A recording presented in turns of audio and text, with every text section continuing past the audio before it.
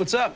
Oh, I'm just compiling all the top sports scores, news, and odds so I can make the very best bets. Me too. BetOnline.ag. Join today and receive your 50% welcome bonus at betonline.ag.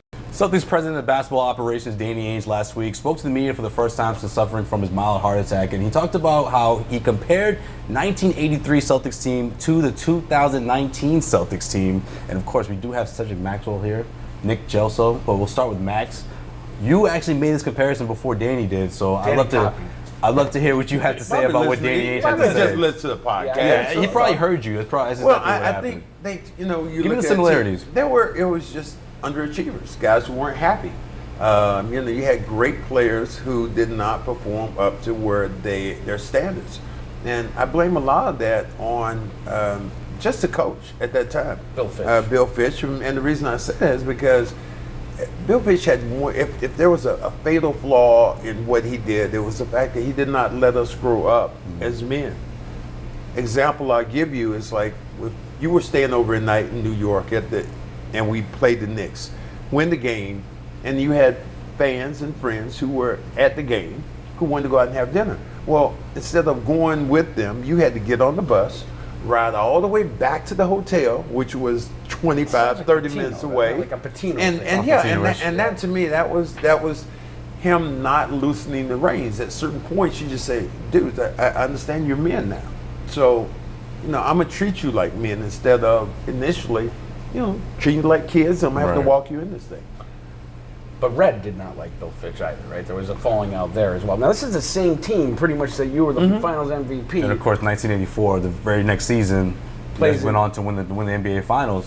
Yeah, so of course, two completely different outcomes. The dynamics were it was obviously had to be, the coach, because you had essentially the same team, and the team performed that much better for KC because I think they liked KC. They loved KC instead of the other way. What about you? You love KC?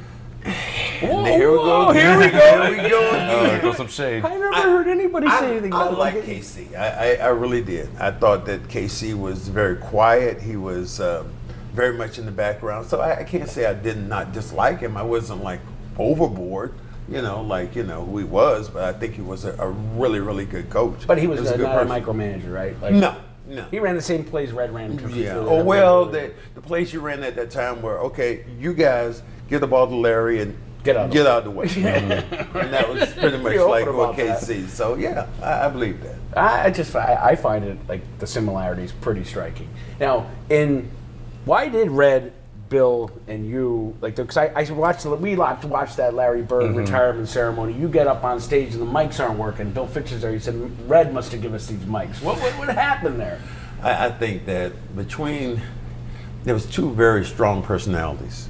And even with that, Bill Fitch felt like he was a little underrated because of who Red was, the iconic Red Auerbach, and the fact that Bill Fitch insists that it was him that made the Robert Parrish trade instead of Red Auerbach. I never heard this. And because I felt like he got the credit for it, that he always felt like he was a little slighted.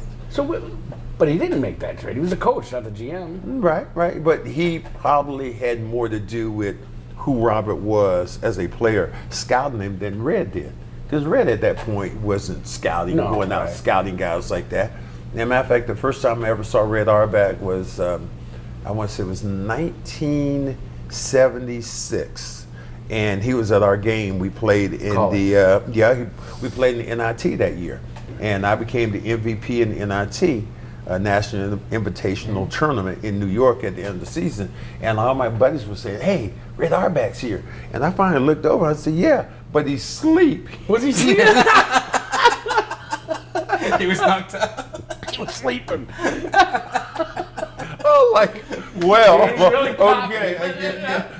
But people have always said that Red would essentially do that just to throw guys off, and he would see what he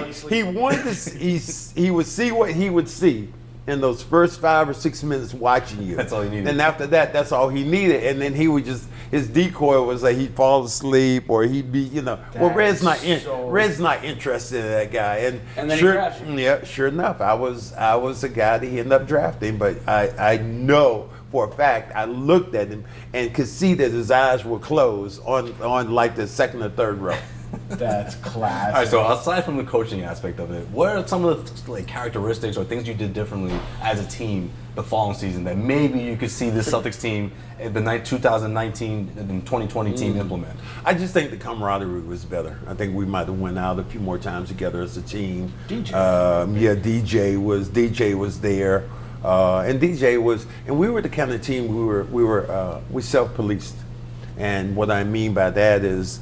Dennis Johnson came to us the first couple of games, and he got into this big thing with Casey Jones, and Casey, you ain't this and you ain't that. And then a lot of what happens, players think they're going to have an amen corner. You go to another player, amen corner is like, okay, So then you say, man, and you're right, man, you're right, Don't even listen to him, man. Don't worry about it. Well, Dennis Johnson did what he did, and he was wrong, but our players, we were strong enough to go, no, you were wrong, and you're going to apologize. He was like, well, whoa, wait a minute. Where's the amen corner? Right. But because of that we were so strong as players, we were able to bring him into where we were at, and he made us a better team, and we made them a better player. Were there injuries in '83?